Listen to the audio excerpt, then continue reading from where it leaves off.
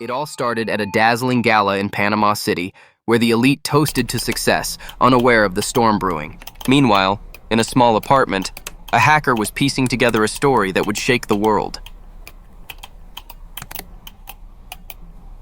As the gala carried on, the hacker began uploading files, each percentage ticking closer to chaos.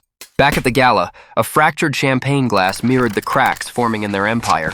By morning, the headlines told the story, and the world scrambled to deal with the fallout. In the end, their empire crumbled, but the hacker disappeared, leaving behind a reckoning no one saw coming. A massive whistleblower leak involving more than 11 million documents exposed how global leaders, celebrities, and crime figures hide their cash offshore. We turn now to the banking bombshell causing shockwaves around the world, the so-called Panama Papers. A massive document leak out of Panama has revealed how world leaders and the rich and powerful may be hiding billions of dollars. The so-called Panama Papers. Tax evasion and avoidance cost European countries an estimated 1 to 2 trillion euros a year. More and more names are coming out of the Panama Papers. The U.S. Justice Department is now investigating what some are calling the biggest data leak in history, involving world leaders and where some of them are accused of hiding their money, in many cases, in an effort to avoid taxes.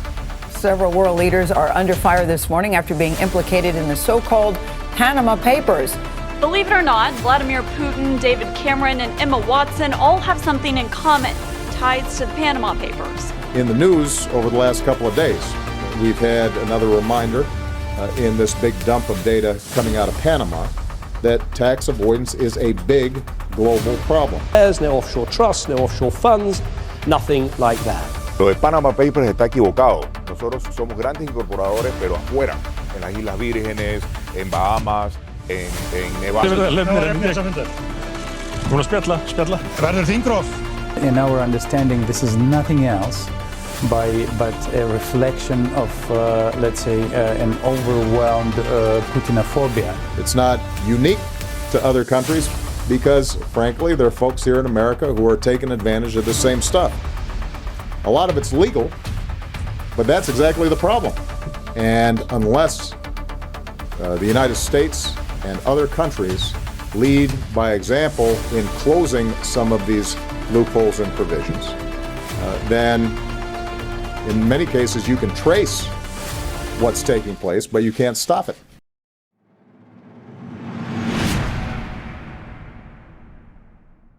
During the late 90s and early 2000s, Mossack Fonseca had evolved into one of the most powerful and secretive law firms in the offshore banking industry. Roughly 10 years after its incorporation, the law firm had expanded to over 40 offices worldwide, which included key hubs in China, Europe, Latin America, and the Caribbean, where one of its main hubs was located in the British Virgin Islands. At this time, Mossack Fonseca was by far one of the largest offshore providers in the offshore banking industry and had been reportedly acting for around 300,000 companies. The firm specialized in commercial law trust services, investment advisory, international business structure, intellectual property protection, and maritime law services. As mentioned in our previous segment, some of their most notable clients around this time included Sudanese President Ahmed Al-Merghani, former UAE President Sheikh Khalifa bin Zayed Al Nahyan, former Saudi intelligence chief Sheikh Kamal Adam, and former Argentinian President Mauricio Macri. In 1995, former Sudanese President Ahmed Al-Merghani was living in exile in Egypt after being ousted from his own country after a coup d'etat in 1989. During this time, he was the owner of Orange Star Corporation, a company registered in the BVI through Mossack Fonseca. Later in '95, he purchased a long lease on a luxury apartment in London's affluent Hyde Park neighborhood for over $600,000. At the time of his death in 2008, his estimated net worth was $2.72 million through his offshore entity. Ahmed sat in his empty office, the heat pressing in as his world crumbled. The desert stretched endlessly as Ahmed fled, clutching his chessboard tightly.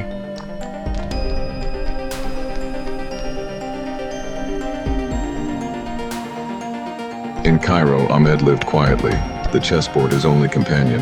Years later in London, Ahmed walked the rainy streets, blending into the crowd. Sitting in Hyde Park, Ahmed reflected on the silence that had become his life. One of Mossack Fonseca's biggest and most notable clients around this time was former UAE President Sheikh Khalifa bin Zayed Al Nahyan, who controlled a network of offshore entities registered through Mossack Fonseca, which were used to purchase a series of luxury estates in London worth over £1.2 billion.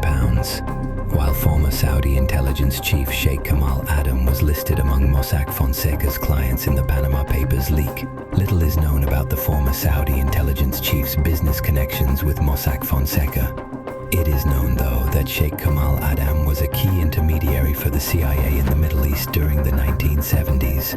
During the law firm's tenure, Mossack Fonseca's services were used by many intelligence services to establish front companies and bank secrecy.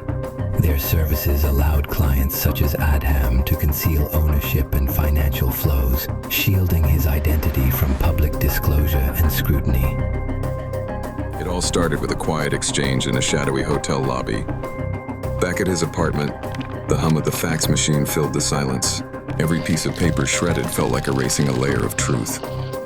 And then, the headlines hit. Everything was out in the open. Under the cover of darkness, he left it all behind. Even in paradise, the weight of secrecy never fades. Another one of Mossack Fonseca's most notable clients around this time was former Argentinian President Mauricio Macri. During this time, Mauricio Macri was a wealthy businessman and was listed as director of Flegg Trading Limited, a company registered in the Bahamas. He was also linked to Cagamusha S.A., an offshore entity established in Panama. During his political career as both mayor of Buenos Aires and president of Argentina, neither of these entities were listed in his official financial disclosures.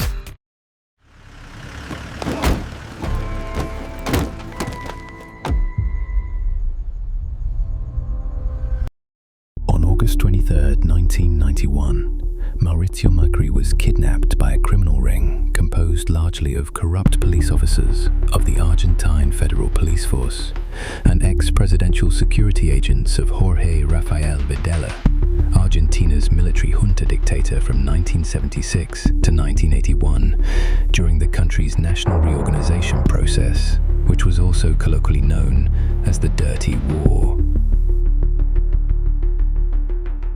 It all started on a quiet street in Buenos Aires, when the calm was shattered in an instant.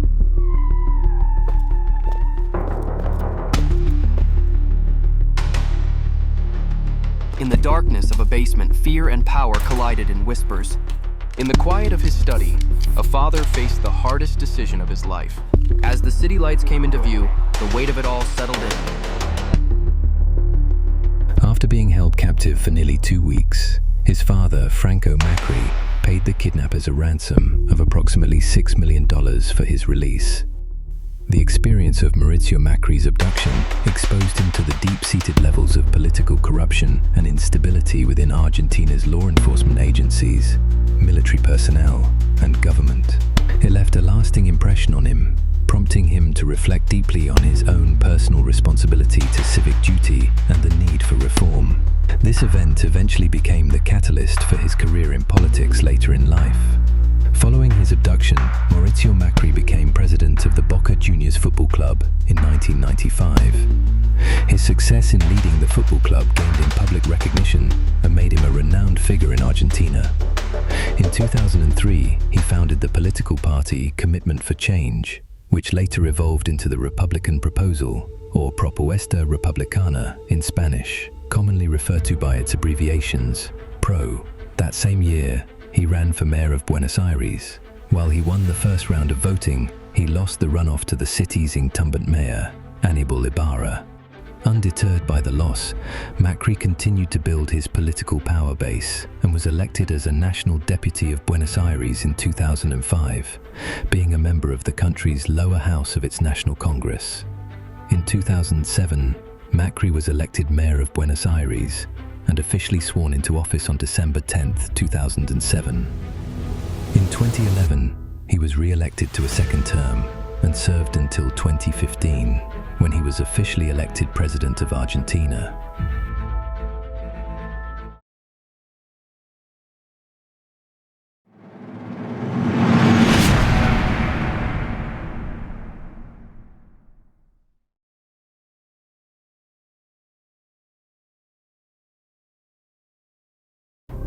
Russian President Vladimir Putin was not listed in the Panama Papers, a close associate and confidant of his, Sergei Roldugin, was. Godfather to Vladimir Putin's eldest daughter, Maria, upon the leak of the Panama Papers, Roldugin was dubbed the nickname of Putin's wallet by the public after the disclosure of his involvement in managing Putin's offshore finances. Roldugin was linked to a network of offshore entities, the largest two being International Media Overseas and Sandalwood Continental. These shell companies were used to launder hundreds of millions of dollars. While these companies were active in 2006, some financial disclosures date back to 2003, suggesting Roldugin's offshore banking and money laundering may have started around that time, coinciding with Putin's consolidation of power and the rise of Kremlin-linked oligarchs. How could someone like Sergei Roldugin, a professional musician with no known business or finance background, been linked to a series of offshore shell companies that were used to launder hundreds of millions of dollars out of Russia? Was he just merely acting as a custodian of Vladimir Putin's hidden wealth? The answer to those questions remains a mystery. The Russian government, known to some as the mafia state, has been linked to a whole host of international crimes, including transnational human and drug trafficking, illegal, unreported and unregulated trade, and illicit economic activity with international crime organizations and pariah states.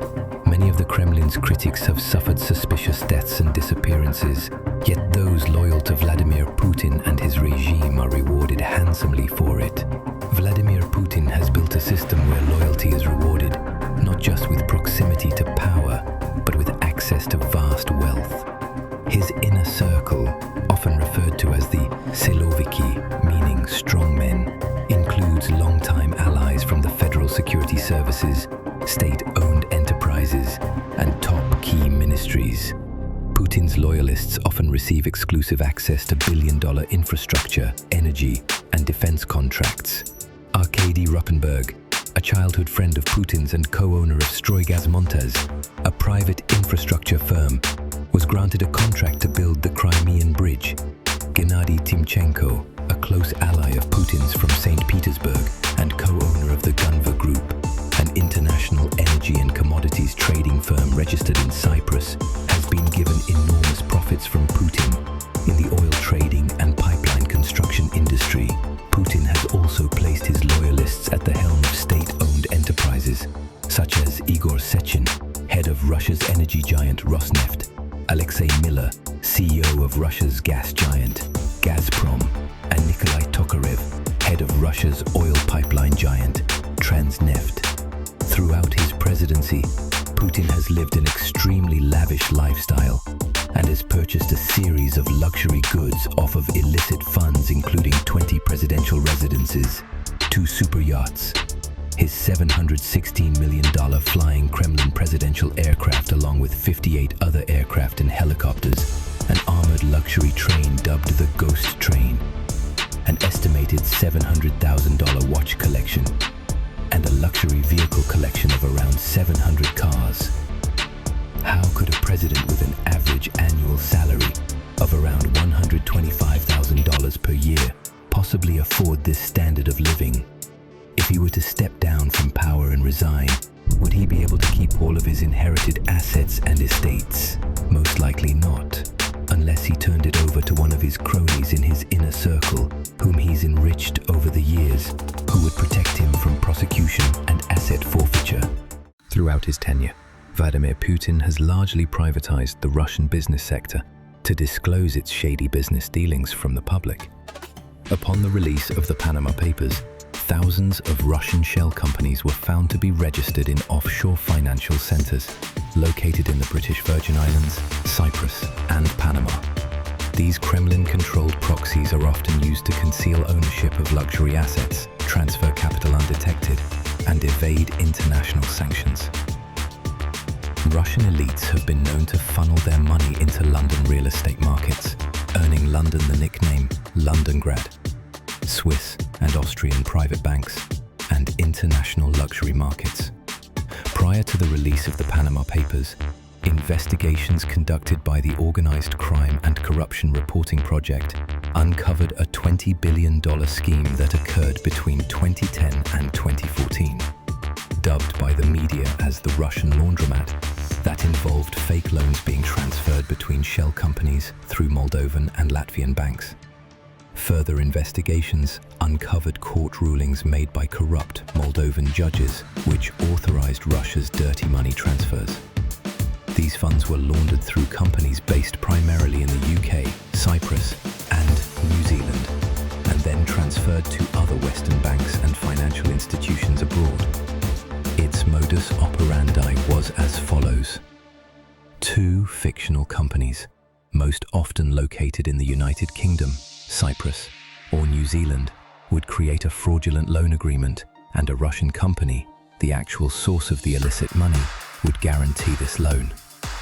One of their shell companies would then default on the fake loan, and a Moldovan citizen, acting as a frontman, would bring it to a Moldovan court. The Moldovan judge, who at this point had been bribed, would then order the original Russian guarantor to repay the debt to another one of its shell companies. The Russian company would then transfer the money, which was now legitimized by the court, to a Moldovan bank account. Once in the account, the money could be freely transferred to other banks worldwide, making the money's origin nearly impossible to trace. Vyacheslav Platon, a Moldovan businessman and former MP, played a key role in this money laundering operation. Moldova's Moldinecon Bank and Latvia's Trasta Komercbanka were central to this operation, which would receive and process the illicit funds. The OCCRP, along with its media partners, obtained documents detailing around 70,000 transactions, which exposed the intricate web of shell companies and financial transfers. Upon the disclosure of the Panama Papers, Russian cellist Sergei Roldugin was listed as the owner of multiple shell companies worth tens of millions of dollars. These companies gained influence over many major Russian industries, which included a stake in Russia's largest truck manufacturing company, KAMAZ, and control over TV advertising firms. While there is no direct evidence to prove it, based on the data given in the Panama Papers, it is strongly suspected that Sergei Roldugin acted as a frontman for Vladimir Putin and his cronies. Roldugin's network of offshore entities shuffled at least $2 billion through offshore accounts using complex financial maneuvers such as backdated documents, fake penalties, $1 transfers of multi-million-dollar loan rights, and rapid-fire share swaps between shell companies. Mossack Fonseca was the architect that helped Russia design and create the foundation of its offshore shell structure. They created layers of anonymous entities in jurisdictions such as the British Virgin Islands and Cyprus, and facilitated the opening of multiple bank accounts and asset transfers, masking beneficial ownership, which enabled the Russian oligarchs to transfer money discreetly overseas. The motive for these oligarchs wasn't just to hide their money. They also wanted a way to preserve power, evade sanctions, and project influence abroad. Upon the worldwide release of the Panama Papers, the Kremlin dismissed the coverage of its involvement as a Western smear campaign, alleging that it was orchestrated by the United States to destabilize Russia. Russia's state-controlled media echoed the Kremlin's narrative, framing the expose as an attack on Russian sovereignty. Sergei Roldugin claimed the funds were used for philanthropic and cultural purposes related to his music career. Yet many found his explanation highly implausible.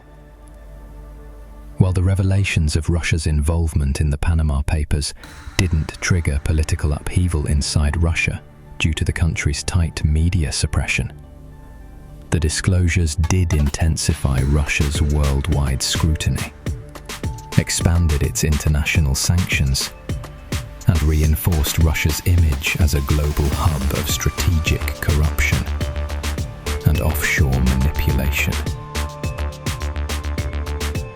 Kremlin, Natalia Ivanova firmly dismisses the Panama Papers as Western propaganda. Meanwhile, protests erupt across London, Berlin, and Washington, demanding accountability. Back in Moscow, tensions rise as Kremlin officials debate the growing backlash. Late at night, Natalia discovers documents linking officials to offshore accounts. The next day, Natalia subtly hints at the need for internal reviews during a live interview. Weeks later, Natalia watches from her window, knowing her actions have sparked whispers of change.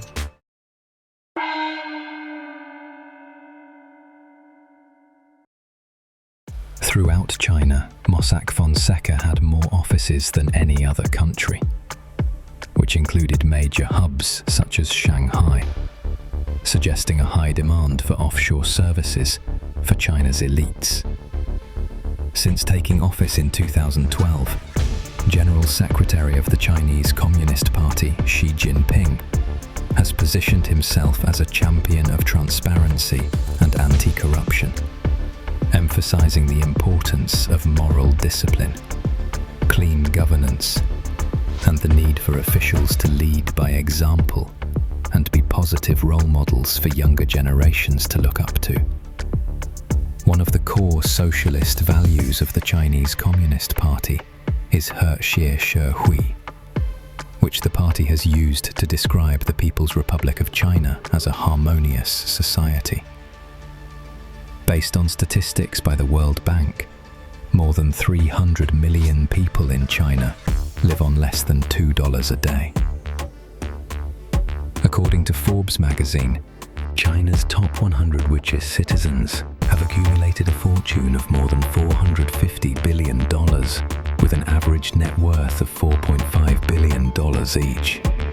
A considerable amount of this wealth is not located in China's harmonious society.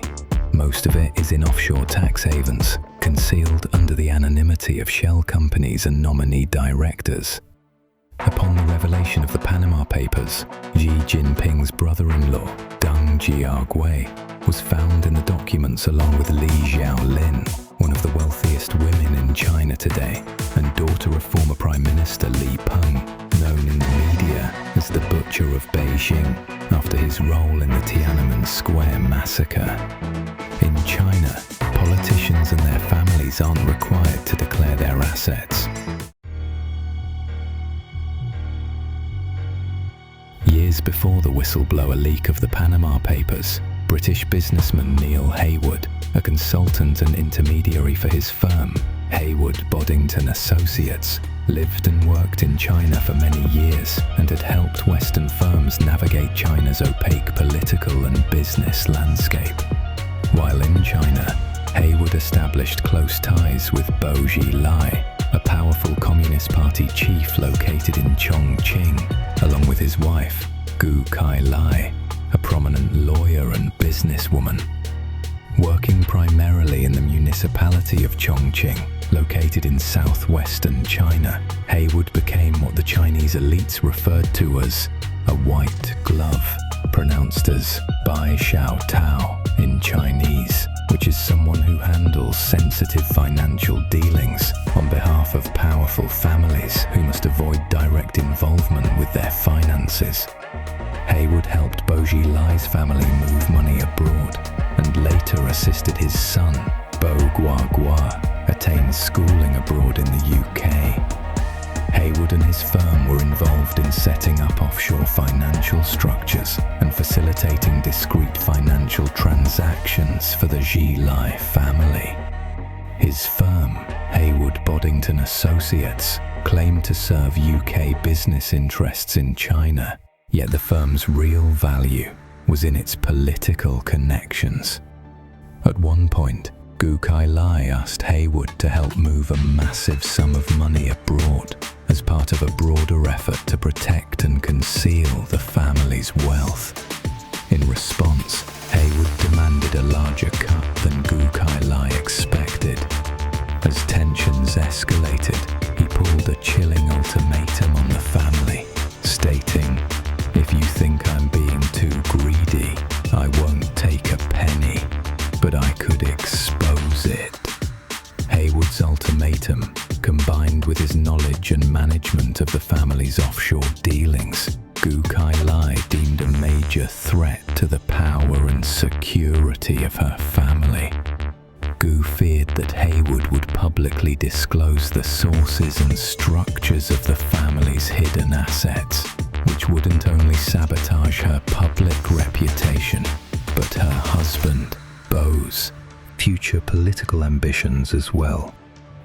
On November 14, 2011, approximately 26 hours after his death, Neil Haywood was found dead in his hotel room at the Nanshan Lijing Holiday Hotel, a secluded resort hotel surrounded by forested mountains overlooking the city of Chongqing, China. Investigators originally deemed the cause of his death alcohol poisoning, which Haywood's close friends and family deemed highly unlikely, considering that he was not a heavy drinker. The following day, Haywood's body was cremated without a post-mortem examination. Haywood's cremation was reportedly approved by his family, and a British consulate official attended the ceremony. In December 2011, Haywood's family held a memorial service for him in London. To this day, the disposition of Haywood's remains is unknown. There is no verifiable public record detailing how the ashes of Haywood's body were disposed of. Were they repatriated back to London, scattered into the South China Sea, or interred at a cemetery? The answer to that question remains a mystery. Later investigations linked the cause of his death to cyanide poisoning, which allegedly happened after Haywood was lured into the hotel room by Gu Kai-lai. In August of 2012, Gu Kai-lai was convicted of intentional homicide after a one-day trial in Hefei. She confessed to the murder, claiming she suffered a mental breakdown and feared for her son's safety, accusing Haywood of threatening to harm him. Gu received a suspended death sentence, which in China typically means a life sentence after 2 years. A family aide to Gu Kai-lai was sentenced to 9 years for her alleged involvement in the murder as an accomplice, as well as 4 police officers in Chongqing for attempting to cover up the crime. This in turn led to the dramatic downfall of Bo Xilai's political career, who at the time was a rising star in the Chinese Communist Party and the contender for top leadership.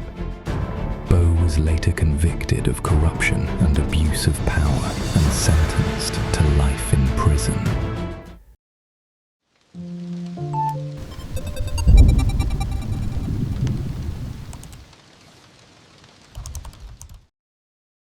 In early 2015, German investigative journalist for Süddeutsche Zeitung, Bastian Obermeier, received encrypted email from an anonymous source who identified himself as John Doe.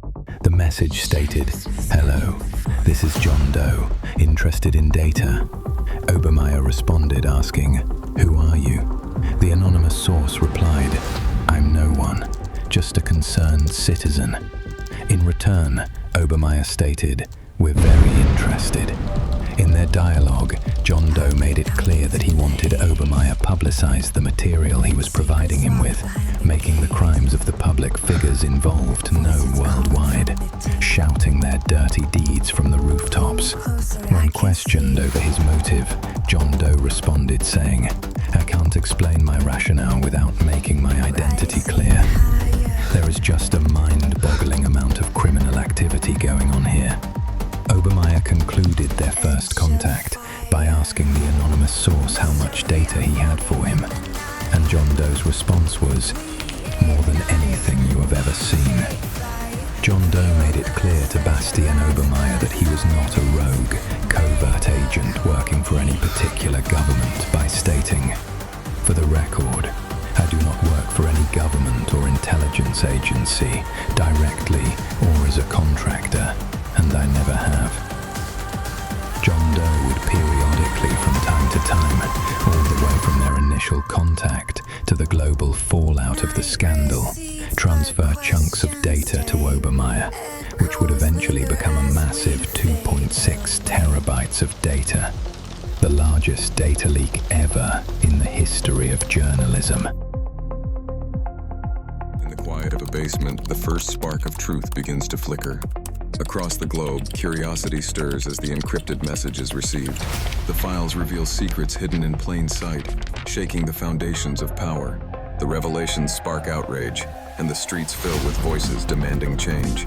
As the world reacts, the whistleblower vanishes, leaving behind a legacy of truth. Months later, the world begins to rebuild, inspired by one man's courage.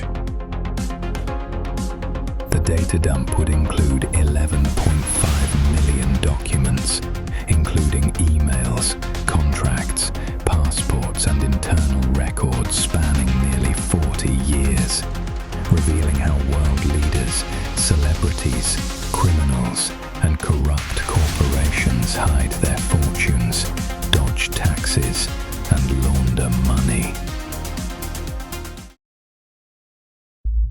Prior to the global fallout of the Panama Papers, the law firm Mossack Fonseca had already been on the radar of multiple law enforcement and tax collection agencies worldwide, and had also been attracting the attention of a handful of investigative journalists. Between 2006 and 2015, the Australian government launched Project Wickenby to combat international tax evasion and offshore financial crime. It was a multi-agency operation which included the Australian Taxation Office, Australian Federal Police, and the Australian Crime Commission. The government's operation led to the recovery of $985 million in lost revenue due to tax fraud and 46 prosecutions. Throughout the course of the Australian government's investigation, Mossack Fonseca's name surfaced multiple times. It all started in that quiet office where the name Mossack Fonseca first caught his eye. The deeper he dug, the more tangled the web became, revealing secrets hidden in plain sight. Armed with evidence, the raid was chaotic, but the redacted file confirmed his suspicions.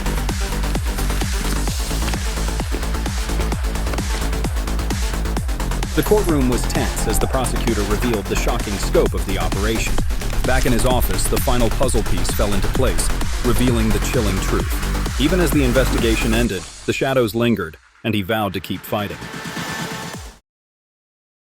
In 2014, the Republic of Guinea in West Africa issued a cease and desist order against the Benny Steinmetz Resources Group, BSGR for short, which had been a mining firm active since 2008. The same year, they had secured their mining rights for the Simandou iron ore project, acquiring access to mine blocks 1 and 2 of the Simandou range, one of the world's richest untapped iron ore deposits.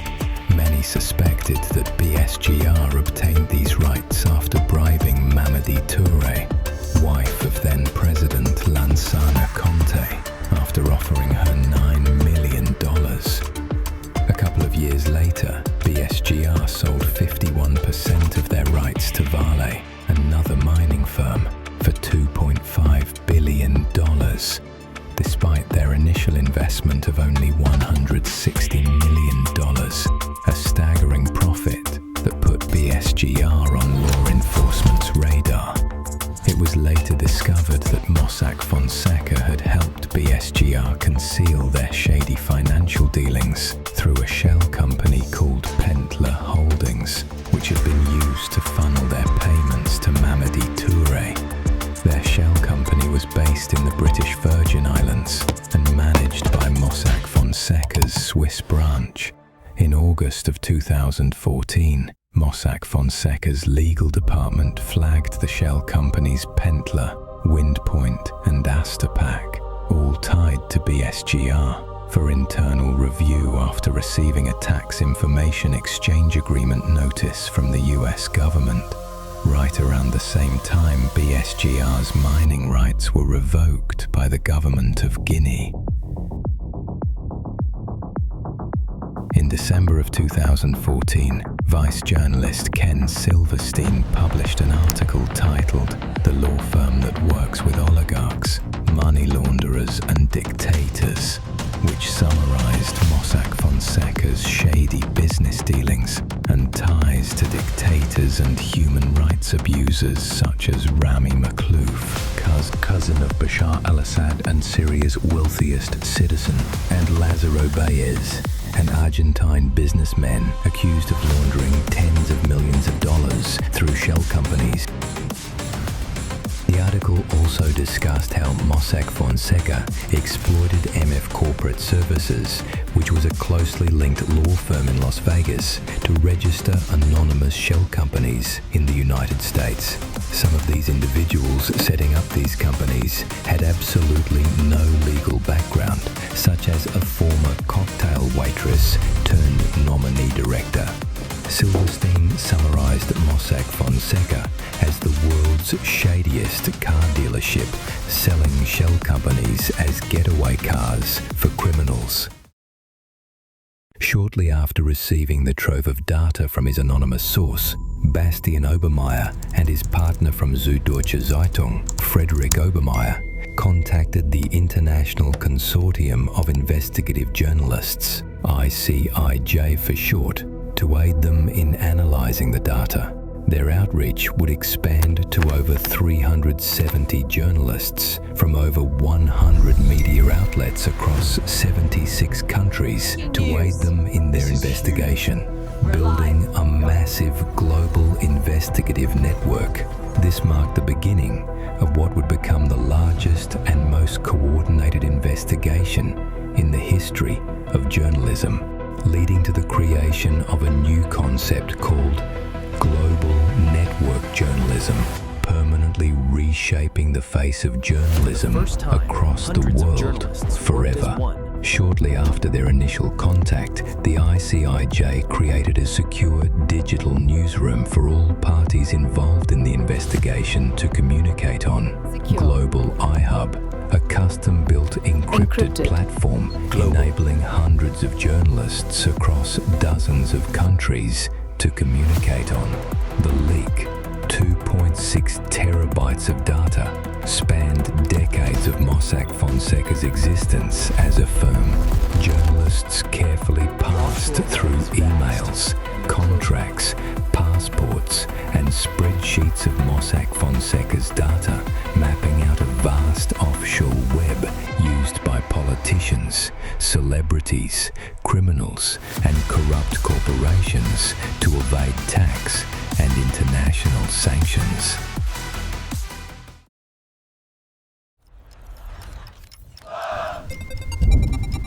The age of secrecy has been breached. After more than a year of careful analysis and probing, the Panama Papers were publicized worldwide on April 3rd, 2016. The global fallout eventually led to the resignation of Iceland's Prime Minister, Sigmundur Davíð Gunnlaugsson, and would spark mass protests in Reykjavik, London, Valletta, and a multitude of other major cities. Investigations were launched into the Kremlin's inner circle, as well as other criminal probes across the globe. Policy reforms began in Argentina, Pakistan, China, and a multitude of other countries. This leak would expose how the world's global elites exploit the benefits of offshore structures to evade tax, launder money, and hide assets, often with help from banking institutions, lawyers, and accountants.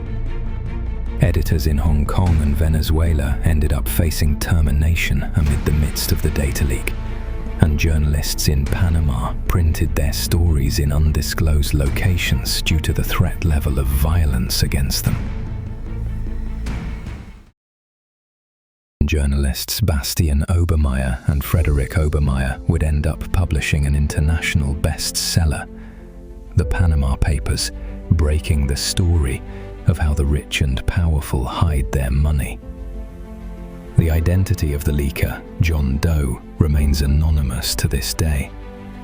The journalists Bastian Obermeier and Frederick Obermeier were rewarded handsomely for their publications, publishing an international best-selling book and winning the Pulitzer Prize for Explanatory Reporting in 2017. Yet the real hero, the one who brought all the dirt Mossack Fonseca was hiding for years to the surface, remains a mystery to this day. The leaker, known by his pseudonym John Doe, remains anonymous to this day and may never be known.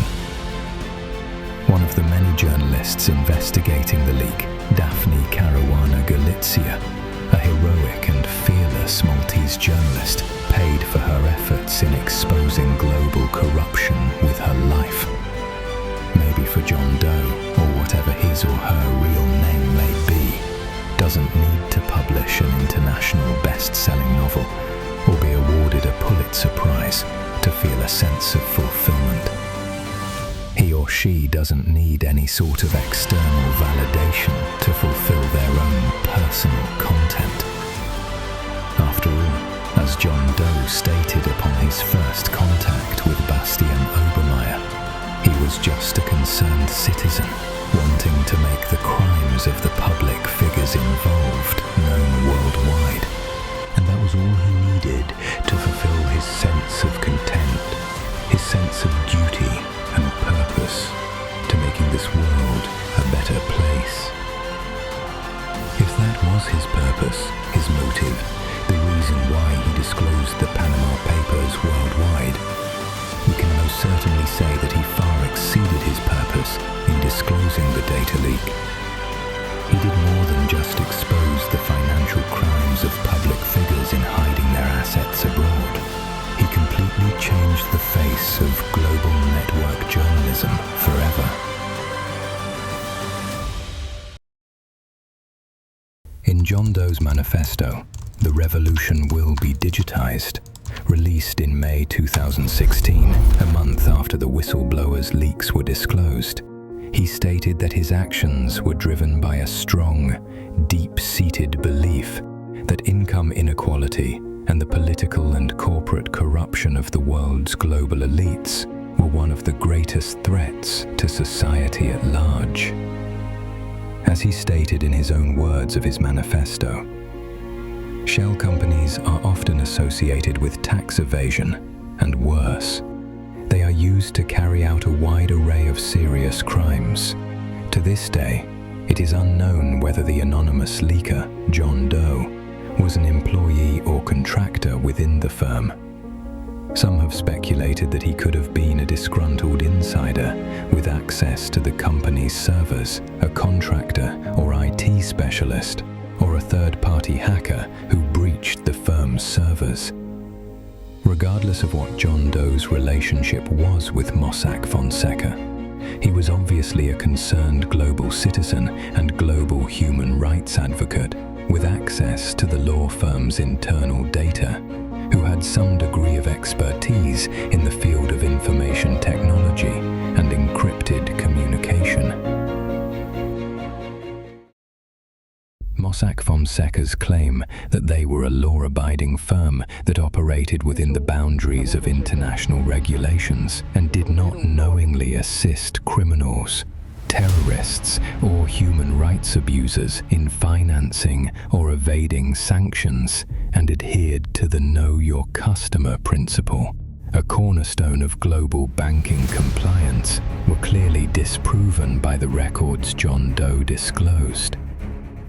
In the following news clip of an interview Ramon Fonseca made on a local TV network following the fallout of the Panama Papers, he argued that although his law firm creates shell companies for individuals and corporations worldwide, they are absolved of any wrongdoing on the part of their clients. The same way an automotive assembly plant isn't responsible for any crimes committed with their vehicles. Como una fábrica de automóviles construye un vehículo, un carro. Una sociedad es un vehículo legal para comprar apartamentos, para hacer transacciones, para tener cuentas de banco. Nosotros, los abogados, creamos las sociedades, las construimos como una fábrica construye un carro y las vendemos. Nosotros no somos responsables de qué se hace con esa sociedad. Es como si se acusara a una fábrica de carros de un atropello o de que el carro se usó para... Despite all PR claims and defenses Mossack Fonseca made to defend their public image following the fallout, the whistleblower's data dump clearly proved that the law firm knowingly facilitated criminal activity worldwide for decades. In his manifesto, John Doe urged governments worldwide to implement policies to protect whistleblowers, improve global transparency, and establish public registries on the beneficial ownership of shell companies. He ends his manifesto with a stark warning, stating that unless systemic secrecy is dismantled, democracy and justice will continue to erode.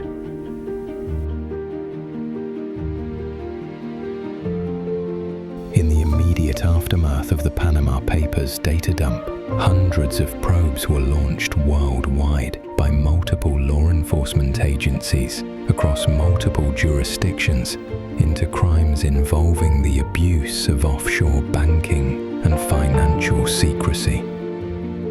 Since the fallout, a number of reforms have been made worldwide to improve global transparency and dismantle bank secrecy and financial anonymity.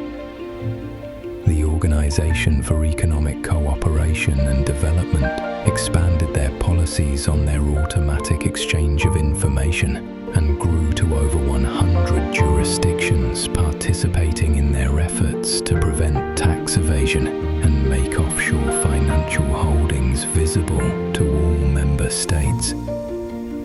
In 2018, the United Kingdom expanded their policies on their public register of beneficial ownership, a database maintained by the UK's executive agency, Companies House, which was originally created in 2016, which required domestic companies to disclose their beneficial owners, which are known in the UK as people with significant control.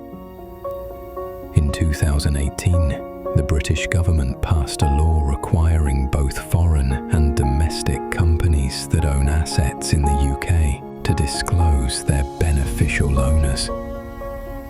Also in 2018, the European Union passed its fifth anti-money laundering directive, which strengthened their regulations on beneficial ownership, transparency and oversight of digital currency and prepaid debit and credit cards.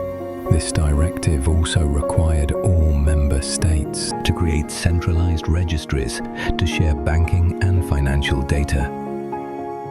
In 2021, the United States passed the Corporate Transparency Act, requiring companies to disclose their beneficial ownership information to the Financial Crimes Enforcement Network.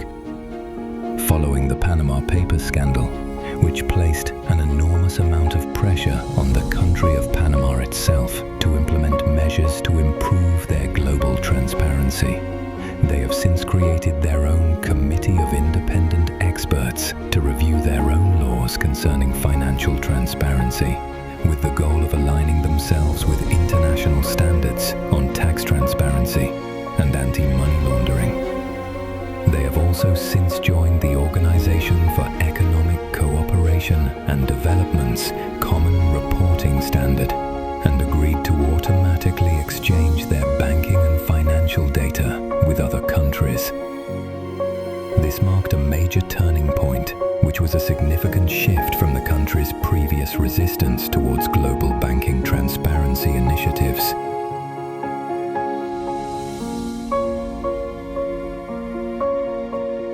In 2021, Panama's legislature passed Law Number 254, increasing the corporate sector's due diligence requirements and beneficial ownership transparency. This law specifically requires resident agents to conduct enhanced due diligence on all legal entities they administer and validate their clients' financial activities and continuously monitor them. If the resident agents fail to comply with this law, they could face hefty fines and have their corporate rights suspended by Panama's public registry. This law further requires all legal entities, both active in Panama and/or holding assets in the country, to maintain detailed accounting records and supporting documentation, which must be kept on file for at least 5 years and submitted annually to their resident agent. Legal entities are also required to disclose all individuals who own or control 25% or more of a company's shares or voting rights. While these laws have helped to put Panama in compliance with the Organization for Economic Cooperation and Development and Financial Action Task Force's standards for anti-money laundering and global transparency, critics have argued that Panama's enforcement to this day remains unstable, and access to their company's beneficial ownership data continues to remain highly restrictive. The Panama Papers exposed more than hidden wealth. They revealed a system built to conceal the truth, protect those in power, and punish transparency. Yet systems that are built are not immutable. Just as they are built, they can also be destroyed. As citizens of planet Earth, it is up to us to demand a world where secrecy is no longer a privilege to the powerful. It is up to us to create a more peaceful world where all people, regardless of their rank, position of power, or socio-economic status, are held accountable for their actions. Some steps we can take include making a call to demand transparency, calling on our elected representatives to implement measures to publicly disclose beneficial ownership registries, and supporting legislation to enforce corporate accountability and financial disclosure is one option. Another option is to cast votes for candidates who champion anti-corruption reforms and reject those benefiting from opacity. Making contributions to support investigative journalists and media organizations that expose corporate and political corruption is an excellent way to combat corruption. Investigative journalists risk everything to hold those in power accountable, their liberty and also their lives, sometimes making the ultimate sacrifice for the greater good of society. Our hearts go out to all those who have lost their lives while attempting to hold those in power accountable, including, but certainly not limited to, Maltese journalist Daphne Caruana Galizia, who lost her life on October 16, 2017, while relentlessly investigating the political corruption of the Maltese government. And, while not involved in the Panama Papers investigation, Russian journalists Anna Politkovskaya, who was killed on October 7, 2006, and was actively involved in exposing the corruption of the Russian government and war crimes of the Second Chechen War. Had she still been alive during the fallout of the Panama Papers, we are certain she would have been ruthless and relentless in her reporting of the Russian government's involvement as well. We must certainly give praise to the anonymous source who risked it all to expose Mossack Fonseca's dirt, John Doe, whoever he or she may be. His efforts to expose global corruption on a mass scale have probably gone further than he could have possibly imagined, and have brought about major reforms worldwide in global transparency. Below in the video description you can find a link to John Doe's manifesto, The Revolution Will Be Digitized. A link is also provided for investigative journalist Ken Silverstein's 2014 Vice article on Mossack Fonseca, published 1 year and 4 months before the global fallout of the Panama Papers, and the International Consortium of Investigative Journalists Offshore Leaks database, which has tracked and continues to track emerging revelations that have been uncovered in the fallout of the Panama Papers, and many other scandals that have followed in the world of offshore banking. As we end, we turn to the ancient wisdom of Plato, a truth that still echoes today. The price of apathy towards public affairs is to be ruled by evil men. For more exclusive content and updates, subscribe to our channel below. We'll continue bringing you powerful coverage on crime, corruption, and the fight for accountability. Because together, we can build a more transparent, just, and equitable world for everyone.